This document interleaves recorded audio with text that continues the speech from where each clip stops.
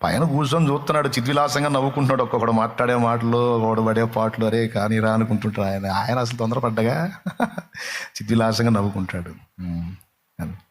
నీ రియాక్షన్స్ ఏందో కూడా చూస్తాడు, నీ ఎవరు ఎట్టుందని. నువ్వు ఏడుస్తున్నావు, మొత్తుకున్నావు అనుకో, ధైర్యపరుస్తాడే, పిచ్చిదన్న బాధపడవా అన్నీ. నేను ఒక మలుపు తీసుకున్నదాకే అన్నీ నడుస్తాయి. నేను మలుపు తీసుకున్నానంటే వాళ్ళకి సౌండ్ ఉండదు, వాళ్ళే నీ దగ్గరికి వస్తారు అంటాడు. కాబట్టి నువ్వు ఏ విధంగానైనా సరే నలిగిపోతుండొచ్చు బిడ్డ, దేవుడు ఈరోజు నీతో మాట్లాడుతున్న మాట. ఆయన అంటాడు, బాధపడుతుంటే నువ్వు సిగ్గు ఫీల్ అవుతుంటే ఆయన ఏమంటాడు తెలుసా? ఆయన స్వరం నీకు వినే అనుభవం ఉంటే ఆయన ఏమంటాడు తెలుసు? నీతో నీ దగ్గరికి వచ్చే, నేను తెలుసా నీకు అంటాడు. నేను తెలుసా నీకు అంటాడు. నన్ను ఎరుగుదువా, నేనేంటో తెలుసా?